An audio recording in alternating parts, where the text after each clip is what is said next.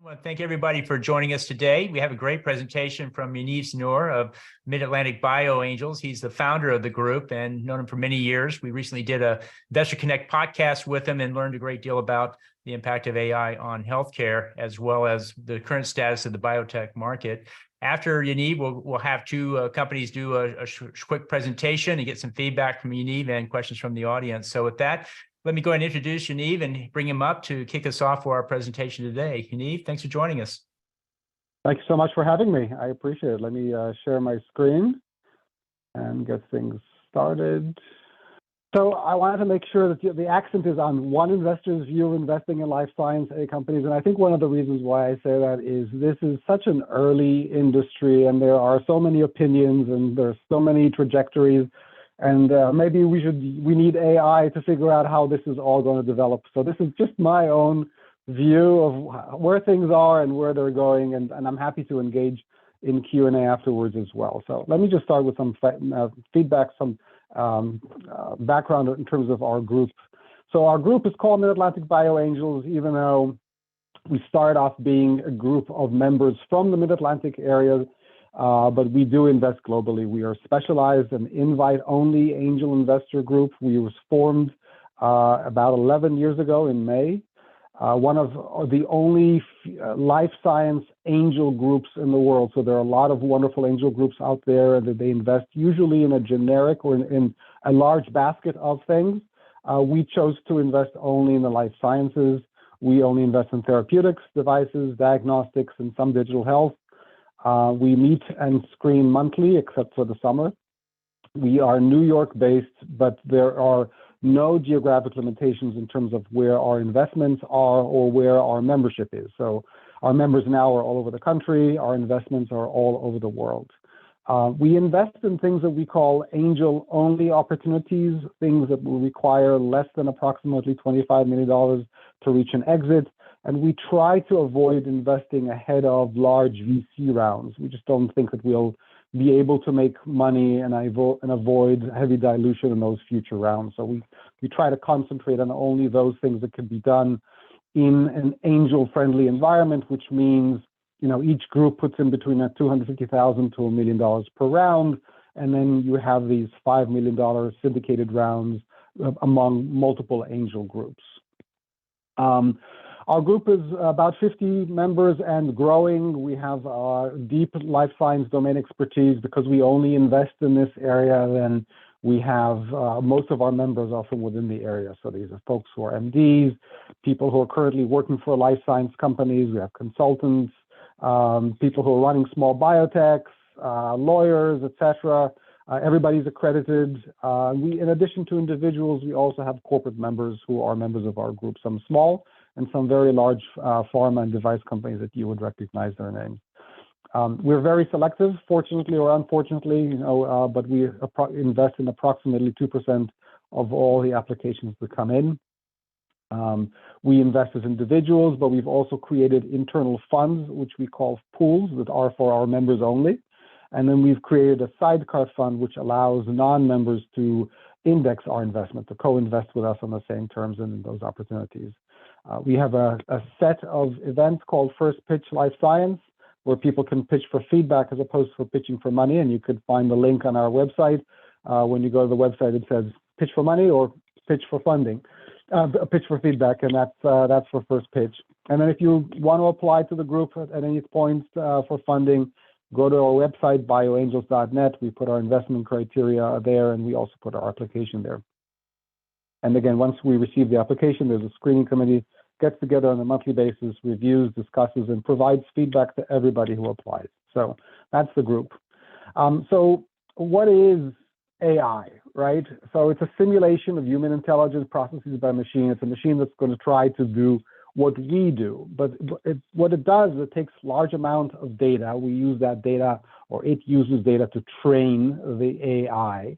And then you have a bunch of algorithms, basically sets of rules that AI uses to learn, to select, to test itself, to self-correct, etc. To ultimately, it wants to make predictions about future states, to make decisions or to make suggestions. It has several strengths, which is that it can leverage really large data sets, more than humans can read in a lifetime. It can identify patterns among large data sets. It's very fast. It's available 24/7. But like anything else, it has weaknesses as well, where it requires very large data sets. It's only as good as the data that it relies on, and it's only as good as the algorithms that it relies on or has access to, because often you have a certain algorithm, somebody put in that logic, and if that logic is flawed, that doesn't work, or the AI will be weak or not very good, or then the AI has to use that algorithm to perhaps access additional algorithms to make further decisions down the tree. And so again, it's only as good as those algorithms that are at its basis. And then some of the things are, when you speak to a doctor directly and you say, well, why did you think that I have this, or why are you suggesting I take this course of action? He or she can outline the steps how they got to that point from your diagnosis or from whatever condition you have. But when you have an AI where you have all of these different steps that are run at remarkable speed, sometimes it's very difficult to go back and to understand all those steps and to reach that reason why, or how did you get there in the end. So potential uses in life sciences, they're definitely improving efficiency. You can learn the operations. It can identify efficiency targets. It can refine. It can reiterate to achieve targets. I read another article where it looks at the best performing cases in your organization and mimic them. So it can begin to implement high-level learning into daily efficiency. So it's very good at doing that.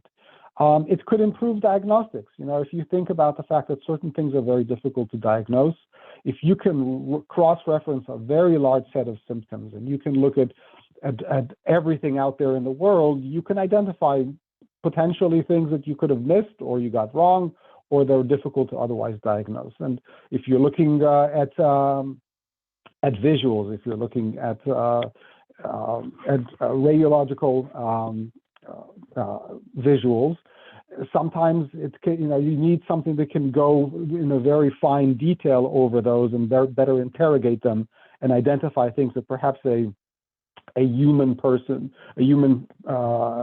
actor would miss. In drug discovery, you could look at very large data sets and look at the results of both failures and successes, and based on that, potentially make better predictions. And in cohort identification, in other words, we have all of these drugs that go out there, and then ultimately, sometimes we have a small amount of people who respond positively to them, and not others. And it's able to potentially identify those better or easily. Or sometimes, if you look at a very large data set that some of the hospitals have of thousands and thousands of people who've been treated or who came in with certain symptoms and they received X or Y treatment and have the results, sometimes you can begin to say, hey, people who have this condition and have this kind of background and then receive this, it's interesting, they were able to get those kind of results. And that's where AI can do things very well. Potential challenges are, there as well. Can you rely on an AI to direct treatment? I mean, somebody has to take responsibility for saying, if you have X, or if we see X, then you need to do Y. If you actually rely on to direct treatment, then it's an FDA device. If it's just suggesting, then it has a different role inside in the standard of care.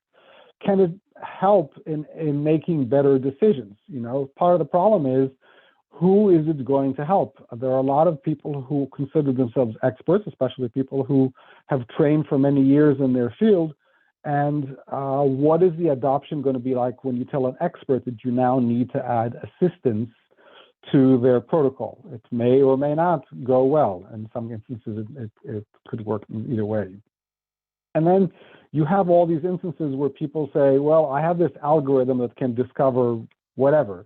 And the question is, well, what's the underlying data set that you're using to make the assumptions, and what's the logic that you're using here as well? So investing in life science in companies, we have to think about the fact that you invest, you only invest as an investor to get an exit. So you always think about, is somebody going to buy this company? Is there going to be a public market for this company? Is there going to be an exit? These are the two ways that they're going to be exits.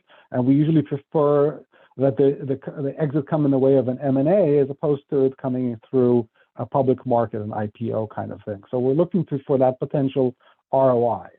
So when you look at specifics, and here's a couple of examples, drug discovery companies, but they come to us and they say, well, we can discover a whole bunch of candidates. Well, we'll still need to know what's the underlying algorithm, what's the underlying data set that you're using, how good will those drug candidates be, and then how much proof will this company have to create or provide in order to itself reach an exit, and then how much time and how much money will it take.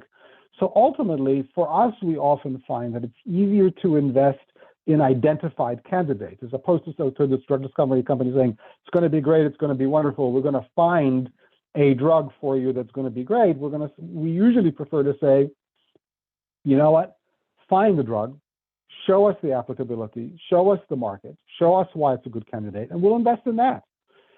So it's still easier for us at this point to invest in the same way that we invest in non-AI applications. And it's also part of it is who we are, right? We're angel investors. We're not necessarily VCs. We're not large pharma. So we fit in a certain spot in the investment spectrum. Let's take another example, which is diagnostic companies.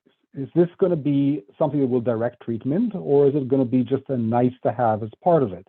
And then the big question, as with many other diagnostics, is how will this be incorporated into the standard of care? Is it something that's going to be used every time as a confirmatory basis to confirm a diagnosis?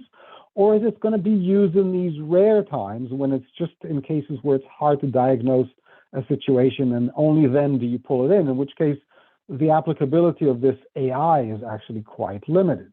And ultimately, especially in the US market, it comes down to who's going to pay for it. If nobody's going to pay for it, if there's no CPT code for it, if the insurance companies aren't going to pay for it, it's not going to be incorporated into standard of care. So again, here we find ourselves looking at companies that we would consider, but we would look at them at the same way that we would look at a non-AI company, where we still need to find out the answers of how it will be incorporated in standard of care and who will pay for it. And, is it a need to have or a nice to have? So in summary, it's very difficult to invest in things that are a promise of something else. And that's where some of the AI is currently in the life sciences. It's much easier to invest in a known quantity where you can actually understand the market value of the proposition. And then you could do your own exit and potential ROI analysis on the opportunity and make a decision based on that. So I think that for us, my one investor's view is, for big pharma, it makes sense to incorporate AI into perhaps their other drug discovery services, not instead of at this point, but as a complement to, and to see how one performs versus the other. But when it comes down to investors such as ours who invest limited amount of money, or even perhaps the VCs who invest much more money than us, it does come down to what is it that you're producing at the end of the day. And it's very difficult to just invest in a promise of something. It's much easier to invest in something more solid. So that's basically our thoughts and my ideas about investing in AI currently. I'm happy to engage in some Q&A at this point if there are any questions out there. Great, thanks, Yaniv. And if anybody in the audience has a question, go ahead and post them there and we'll read them out. My first question, Yaniv, is the FDA is the key authority here, as you know, and do they have a current or initial stance on the use of AI with medical devices? I see quite a few startups coming through proposing the use of AI with their tool. Is there any FDA status that they need to be aware of? So the FDA has noted that they keep revising their guidelines regarding the use of, and we've seen this actually with the introduction of digital health. How do you introduce digital health kind of opportunities into the marketplace, and also AI? The FDA will need to see that algorithm. The FDA needs to understand exactly what are the rules that this is going to be following, especially if you want it to be followed in some form of, to be relied on in some form of treatment. So you can't present a black box to the FDA.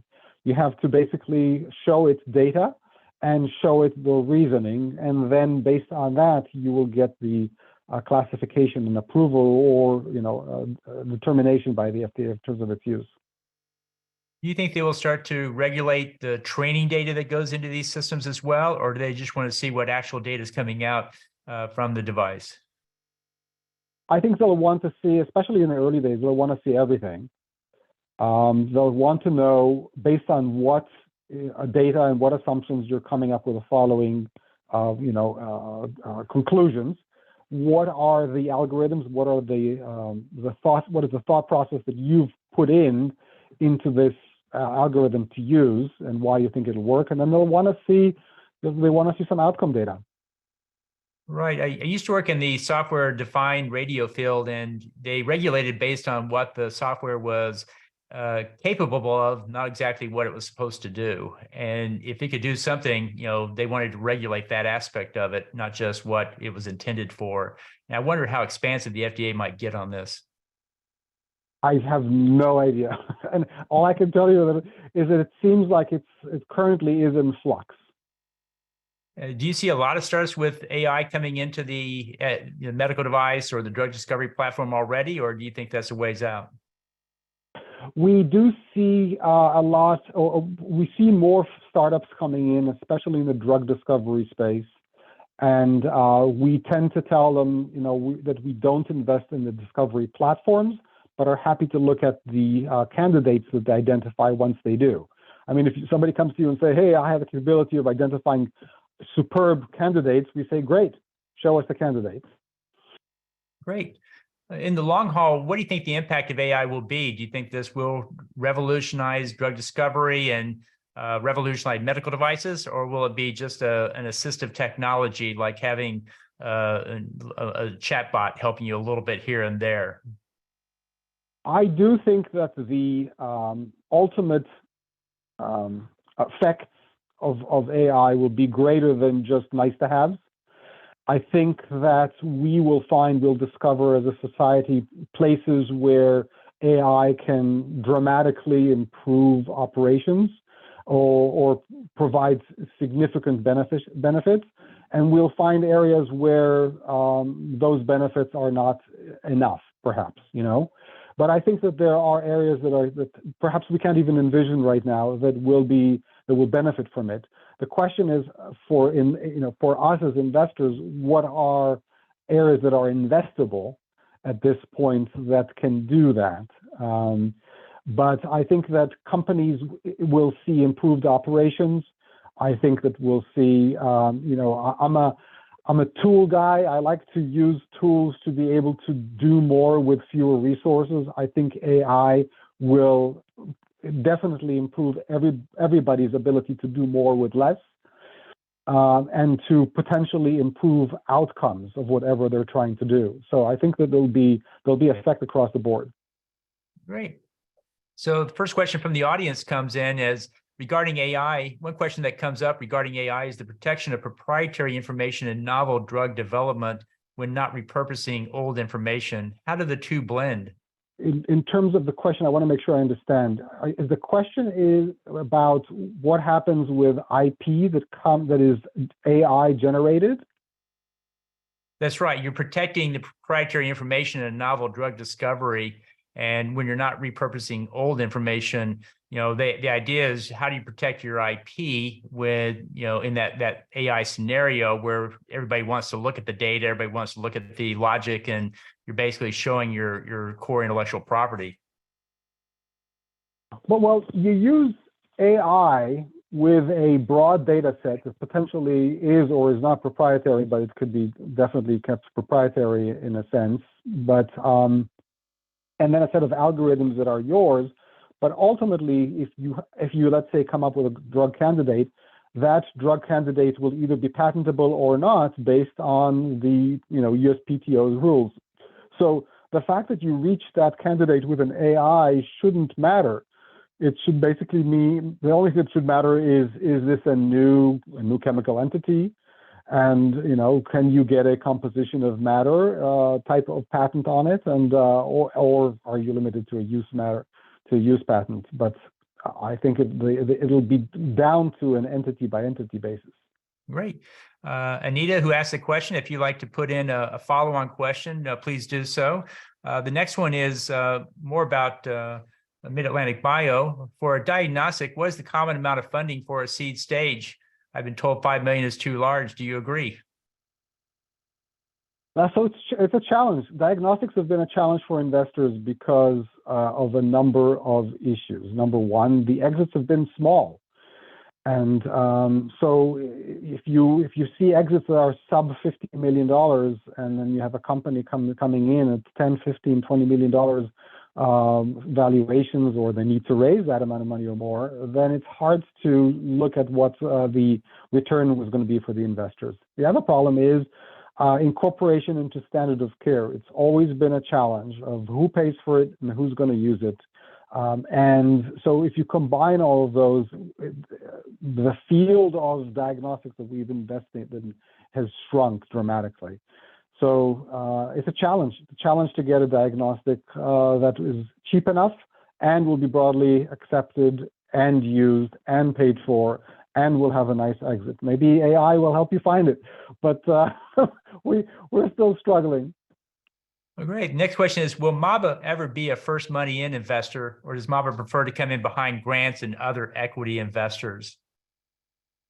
We're happy to be a first money in investor. In terms of grants, we're happy to be first money dilutive in. We're happy to come in after non-dilutive funding, but it's not a requirement. I mean, it helps our money go further along. So we don't necessarily have to be part of a syndicate or later on. So yes, we can invest early on. Great. Next question on my side is, where do you think we'll see AI come up and have the first wins first in medical devices? So the particular medical device applications that it's particularly well suited for?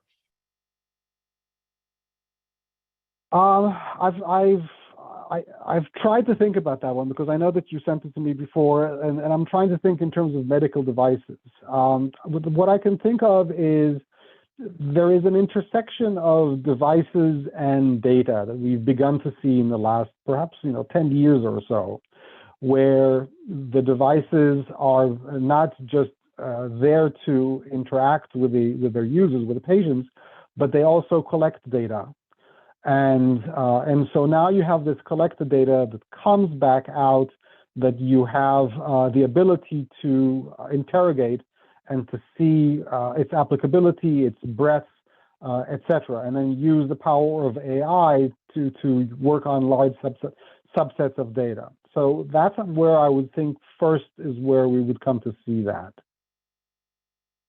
Thanks. My next question is, we see a lot of startups coming through, and many have a vision of monetizing data and applying AI. And we coach, well, maybe you should put a roadmap slide in there to show that vision for valuation purposes and just to show what your thoughts about the future of the company might be. What are your thoughts about adding data analytics and AI onto medical devices? Is that a plus for you? And if so, what kind of delta would you put on valuation once they actually apply it?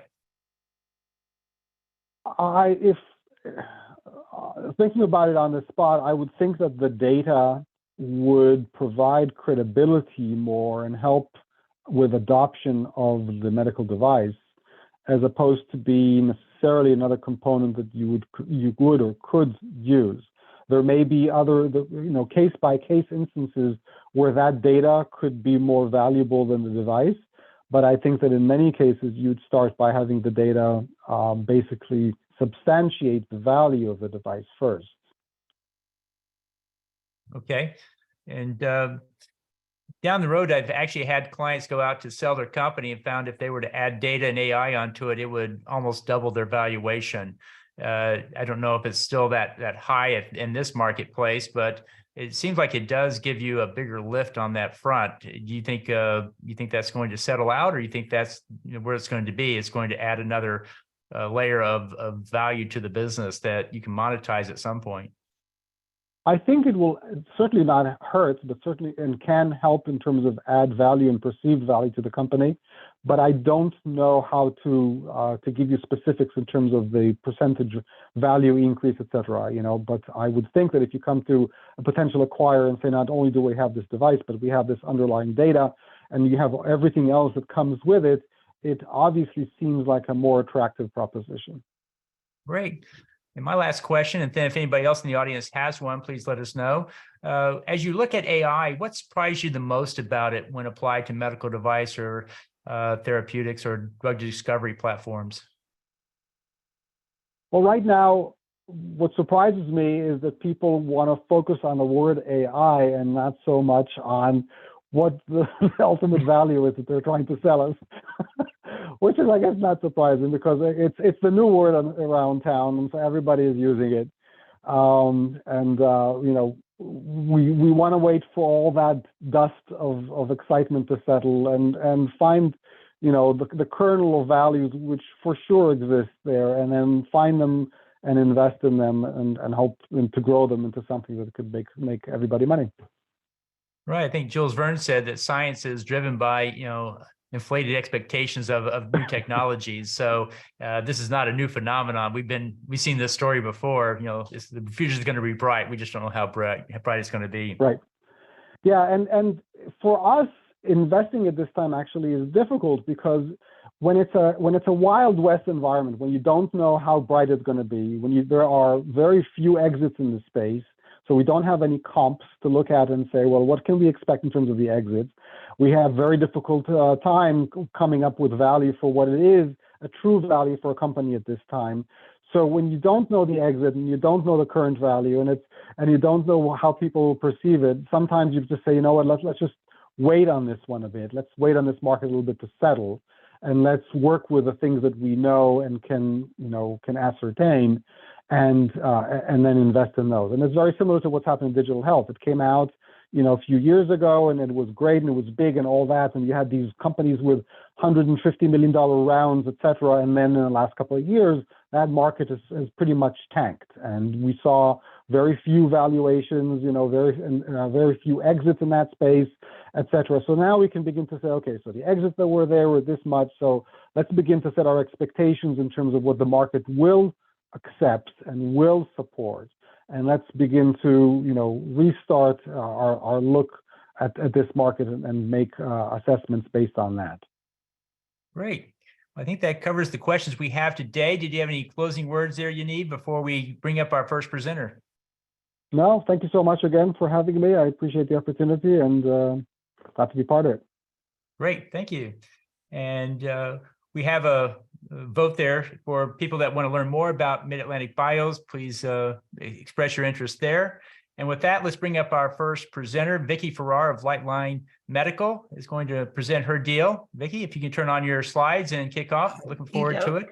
Okay. If anybody in the audience has questions for Vicki, please put them in the chat box and we'll answer them at the end. Question for everybody here. Are you afraid to go to the hospital? You should be. Hospital-acquired infections are a huge international problem. In the US alone, they cost $50 billion annually and 100,000 deaths. Most of these events are called never events. They should never happen, and therefore they're never going to be reimbursed. But on top of the lack of reimbursement are staggering Medicare penalties in the hundreds of millions of dollars. More than 40% of these infections are catheter-related. So are catheters really a big deal? Yes, they're one of the best medical miracles of the century. But infections limit their use, therefore limiting the care that you get. So why? Why can't the world fix this problem? Here's why. As antibiotic-resistant organisms are on the rise, the drugs to combat them are on the decline. Fact, antibiotic resistance is the third leading cause of death worldwide. We have the solution. It's called the Lightline Photodisinfection System. We're using visible light, that's light that the human eye can see, not harmful UV light. The technology consists of two components, a reusable light engine attached to a catheter. Inside the catheter is a fiber optic that emits light inside and outside the catheter, disinfecting it and thereby preventing infection. This is a potent solution for all types of catheters, dialysis, urinary, respiratory, and vascular. We've patented this And there is no antibiotic resistance issue. The device works. We have successfully killed the microorganisms that cause these infections and exceeded the 99.99% kill rate required by FDA for an antimicrobial claim. First, we're putting the technology in a peritoneal dialysis catheter for several reasons. It's generally understood that peritoneal dialysis done in the home is better for the patient clinically and their quality of life than hemodialysis done in a clinic several hours at a time, several days a week. Then how come in the United States, 89% of the population is on hemodialysis? Here's why.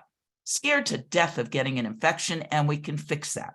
But the second reason this is our first product is that we're putting the fiber optic in a portion of the set that where 91.5% of the infections arise from. It's called the extension set. It's outside the body.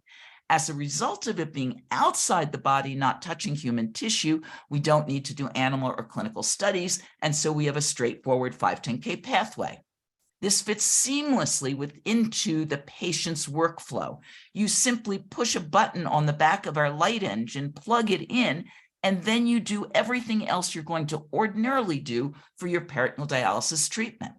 This is a huge market. Total addressable market is close to $10 billion. We estimate by 2033 that we'll have over 150,000 PD patients and 58% of the market. Next is the Holy Grail. We put the technology in a Foley catheter to prevent catheter-associated urinary tract infections. This is the most common infection in the entire world. It too is a 510(k), but it's a de novo 510(k), so we have to do animal and clinical trials, and that's why it's product number 2 and not number 1. This too is a huge market. There are over 100 million Foley catheters sold worldwide. We have a partnership distribution model, and here we have that distribution partner. It's Medline Industries, the largest private distributor in North America with 50 infectious disease sales reps. We estimate that by 2033, we'll have over $400 million in revenue and approximately 25% of the population.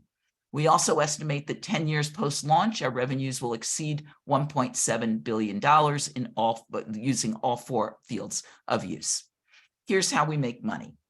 For peritoneal dialysis, we have a razor blade model. We give away the light engine for free or charge a nominal amount, and we charge for the disposable fiber optic $70 a week. That's an 80% gross profit margin.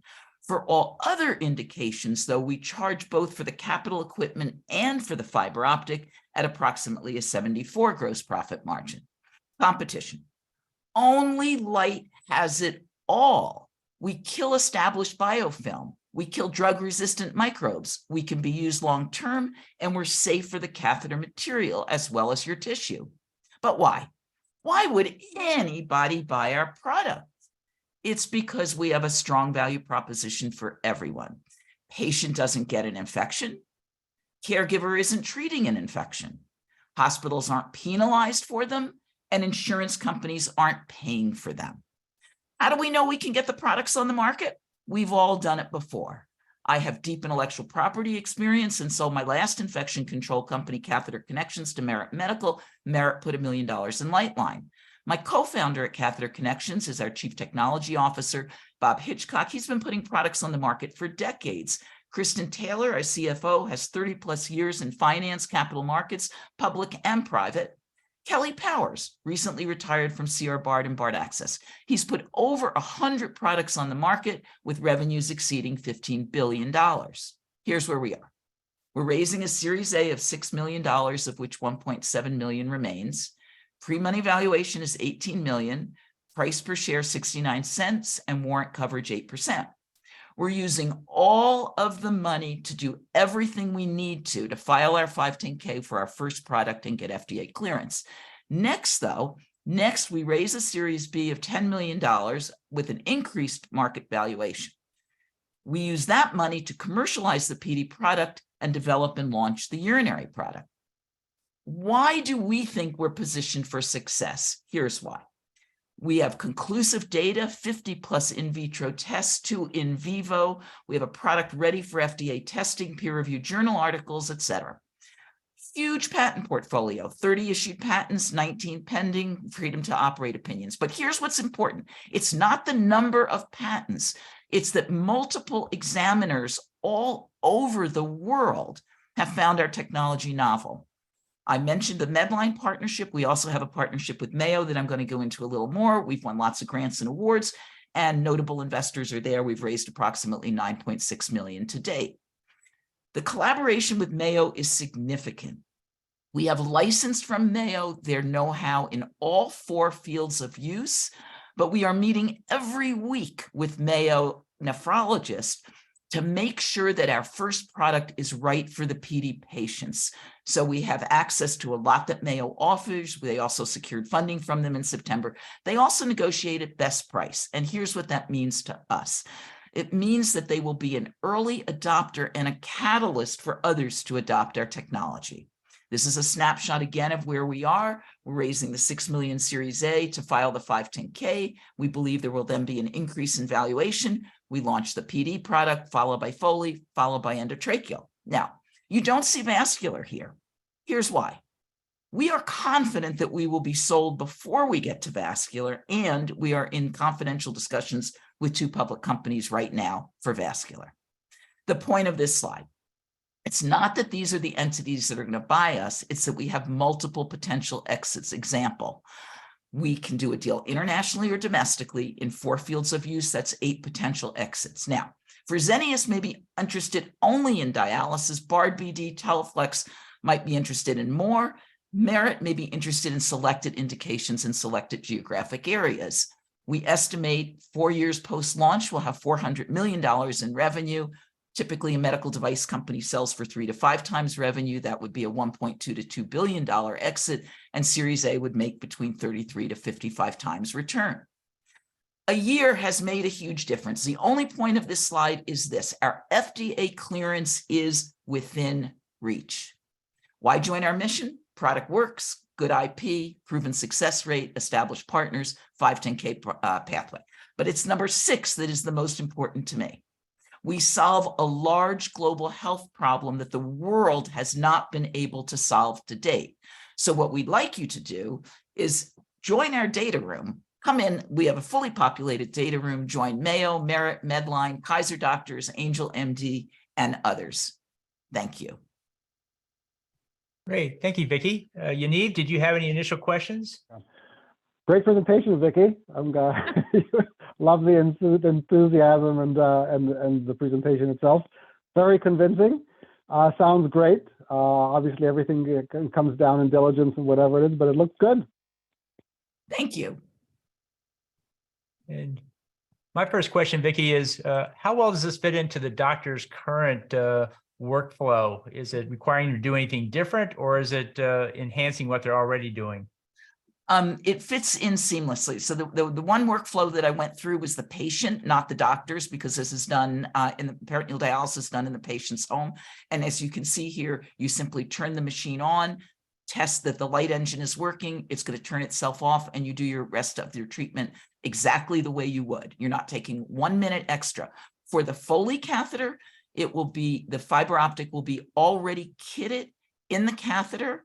And so the surgeon implanting the Foley will simply implant that catheter with it. So no additional workflow. And I don't have a workflow slide for Foley because there's nothing that really is different. Great. Light's been around for a long time. It seems like it's been somebody would have done this before. How are you able to do it where nobody else before could do it? Okay. So visible light was given the Nobel Prize. The person that discovered that visible light was efficacious against microbes was given the Nobel Prize in 1903. Many thousands of people have worked with visible light. If you do a Google search for 1 minute or 5 minutes, you're going to find lots and lots and lots of articles, and a whole lot of products have been approved for visible light on dermatology. So that's touching the skin. Here's what nobody else figured out but Lightline: how to commercialize it via a catheter. That's why we have all these patents. We can't patent visible light because it's a natural phenomena, but we have discovered how to deliver that radially, longitudinally, in a way that prevents infection. Great. And what are the remaining steps to achieve FDA validation? What's between here and there? Okay, so what we just trained some of our people to do the usability study required by FDA. We did an early, what's called a preformative study a year ago at Atlantic Dialysis. We need to give patients and nurses our product. They're not going to wear it, okay, but they're going to see, can they follow the instructions for use and work this product? We also need to do GLP microbiology. So that's microbiology at an independent good laboratory practices lab. To date, we have done some, but we will test every microorganism internally in our lab, and then we will have the GLP lab do it for FDA. We also have a lot of safety testing and biocomp testing required for FDA. So every single thing that the company is working on now is basically a test required by FDA. So verification and validation and some other things, but nothing nice to know. Great. Well, with that, let's go ahead and appreciate your giving the presentation today. We'll see the interest in the audience for next steps here. Thank you so much for that. And we'll bring up our next presenter, cytoagents. Roy, if you could go ahead and step up and turn your video on. Let's see next steps here from cytoagents. Thanks, all. Happy to be presenting to everyone and really excited to talk about cytoagents. Let me get my screen up. So before, I think cytoagents, I want to kind of describe cytoagents first from the 30,000-foot view before we sort of dive into the company itself and the opportunity, the problem we're trying to solve. So cytoagents, at a 30,000 foot, is a clinical stage therapeutics company. We're developing a compound CTO-1681 as a drug to treat cytokine release syndrome, which is a life-threatening condition that results from uncontrolled cytokine production. It's a condition that is found in and is triggered by many different indications. It can be triggered by infectious disease. It can be triggered by autoimmune disease. It also can be triggered by certain kinds of immunotherapies and treatments, which is the area that we're focusing in on as our main path for clinical development. The current standard of care for CRS is inadequate. It's either using targeted monoclonal antibodies, which target specific cytokines, or corticosteroids, which are essentially shut down the immune system. We have a orally available compound in CTO-1681, which we know has a very well-established mechanism of action towards reducing cytokine production using a specific pathway and a very strong data package for that product. And we have an accelerated pathway, which we just got FDA clearance to pursue 2 weeks ago to do a phase 1b/2a clinical trial within our patient population, which is CAR T associated CRS. We have a full set of IP, which would give us up to 14 years of IP intellectual exclusivity, but we also have orphan designation and regulatory exclusivity that can give us up to 8 years. We have both a long-term and a short-term view of where the product will go. Short-term view is that there's a lot of interest from pharma partners in a solution for CRS, which we are in conversations with companies to potentially license our product to post the phase 1b portion of the phase 1b/2a trial design. And we also feel that once we achieve, if we make it to the 2a, we have a very clear path for regulatory approval, which could happen essentially within 2 years from when we commence the phase 1b. Overall, we are actually raising $15 million for the phase 1b portion of the phase 1b/2a trial. We have about half of it committed already, and we are basically working to circle the remainder.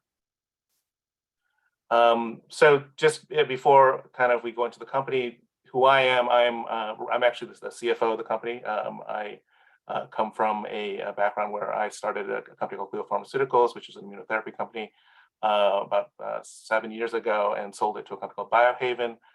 We are actually led by Teresa Whalen, who has 20 plus years of experience in building companies and exiting them within the healthcare space. Jody Crago is our Chief Scientific Officer, who comes from the University of Pittsburgh and is a specialist in immunology and has been sort of critical in working with this compound and sort of developing all the mechanism of action. Art Bertolino, who comes to us with, again, about 20 plus years of experience in drug development, has worked at both Novartis and Pfizer and has shepherded drugs such as Cosentyx through the approval process. On the advisor side, we have essentially Stanley Marks, who's the UPMC Hillman Center Cancer Center chairman, also the chairman of our board, and Matt Vergalt, who is head of essentially cell therapeutics at Mass General, which is the indication that we are pursuing. A quick description of what CRS is and why it's a problem. It is an indication that is caused by an overreaction by the immune system. Essentially, the immune system reacts to many possible triggers. As I mentioned, they could be infectious disease pathogens, autoimmune disorders, or trauma. In our case, it's reacting essentially to the successful effects of a immunotherapy therapeutic. The activation of the cells causes cytokine release, which, if it's not insufficiently downregulated and managed, can lead to what is commonly known as cytokine storm, which is an immune hyperactivation, which essentially leads to acute systemic inflammation, ultimately multi-organ failure, and in severe cases, patient death. The problem that that, as we mentioned, it's the problem is found in many different indications, but ultimately, when cytokine storm is in its full bloom, it is a common problem for that can be addressed systemically.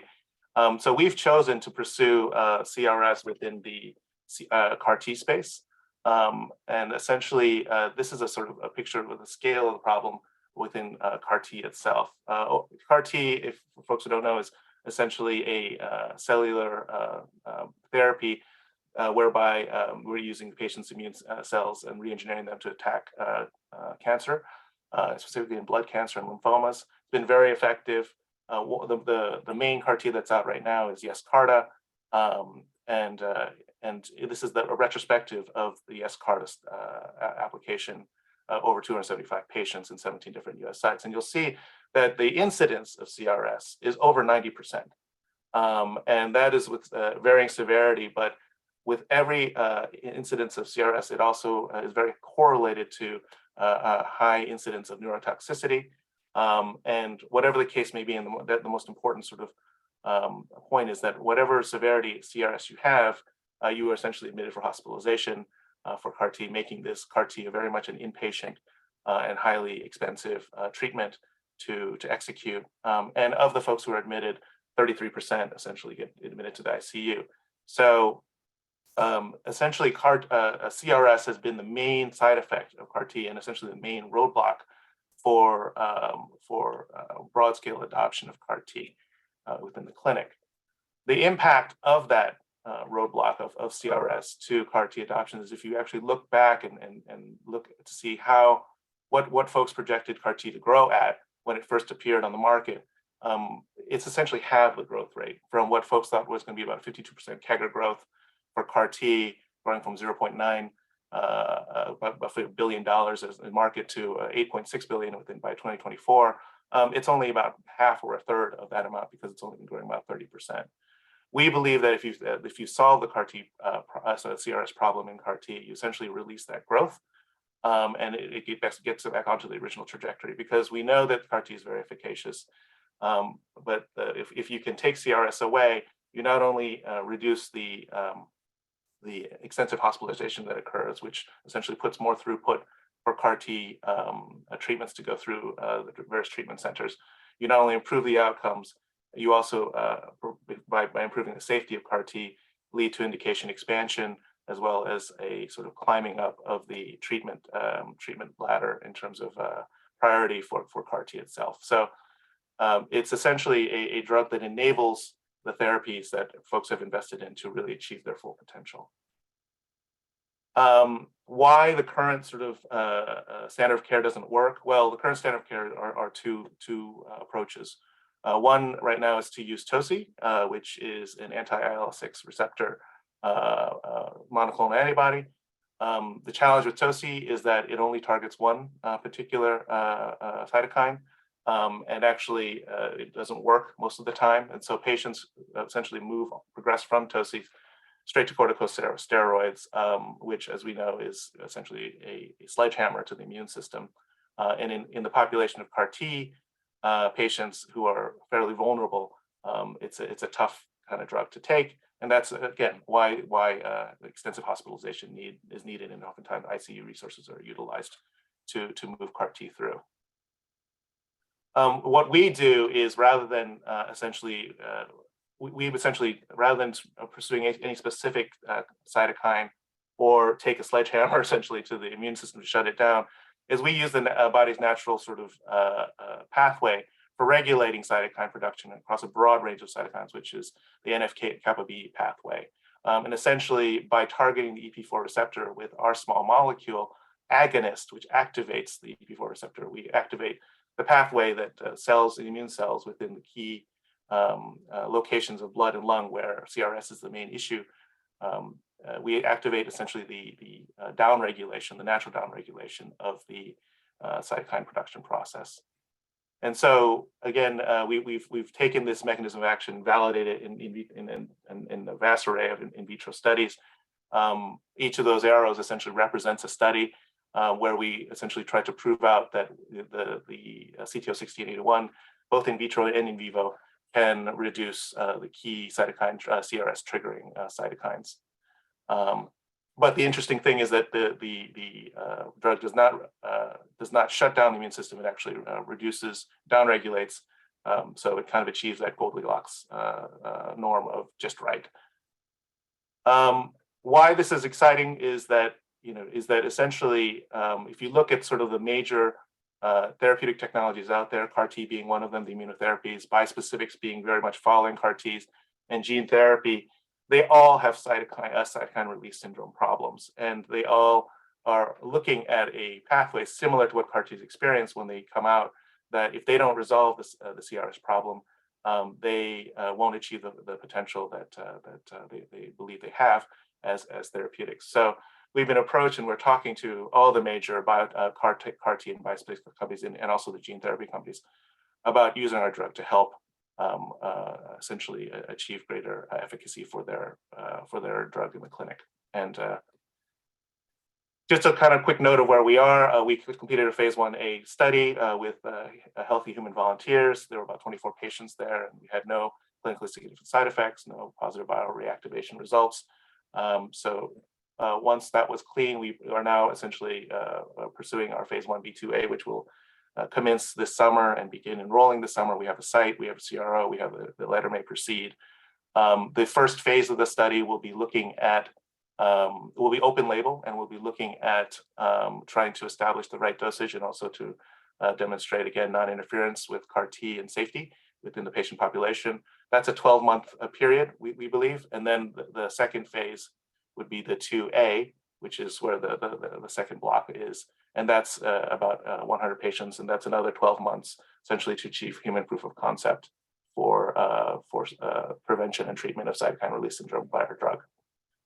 I'm going to stop right there, but basically just describe where we are in terms of the round itself. We were raising $15 million to complete the phase 1B. We are in the process of closing that round right now. We have in this round some great pharma execs, some great clinicians, but we're also bringing in I think our first institutional, which will be once we get this initial close in, looking to come in to sort of round out that round. So we're looking at a sort of a narrow window in terms of bringing new folks in, but we're very excited to be moving forward. Thank you. Thank you, Roy, and invite Yaniv to join us up here. While he comes up, my first question is, what's the exit strategy here? Are we trying to get this to FDA validation and sell it, or are we trying to do something sooner or later than that? I think from the interest that we're seeing, I think it could be sooner, but we always want to count on having multiple paths. So as I described in this slide earlier, we already have been in conversations with regard to the phase 1B data, which is what everyone wants to see, particularly the CAR T and bispecific companies. They believe essentially they've seen the data, and they believe the efficacy of the drug. the key thing they want to see is that in the patient population itself, that by reducing the cytokines, we won't actually interfere with the CAR T, the efficacy of the CAR T therapy itself, because obviously that would be counterproductive.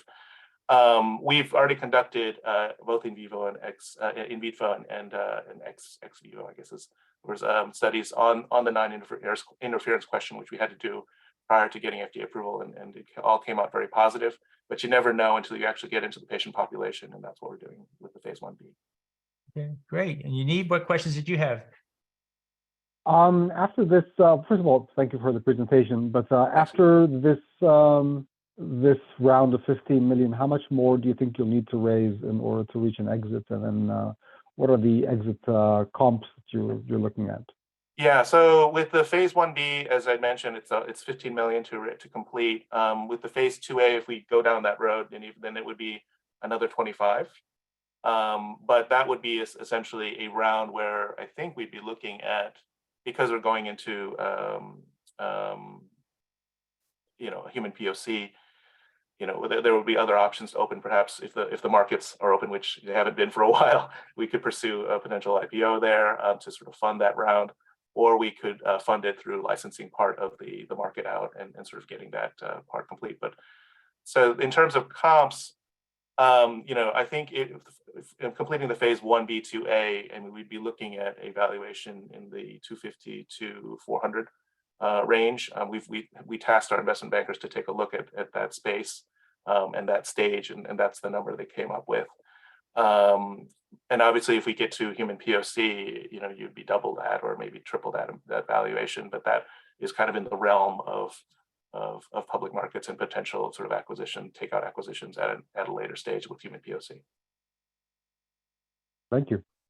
Great. Well, thank you, Roy, for your presentation today. Absolutely. And with that, we'll go ahead and wrap up today's event. Appreciate Yaniv for your presentation on AI and how it's impacting us in this world today. And Vicky, I want to thank you for your presentation on Lightline Medical. We've polled everybody for their interest, and then we'll reach back out and offer the recording for those who want to follow up. I want to thank everybody for their participation, and we'll be back soon for another event. With that, we'll go ahead and close it out and enjoy the rest of your day. Thank you. Thanks for having us.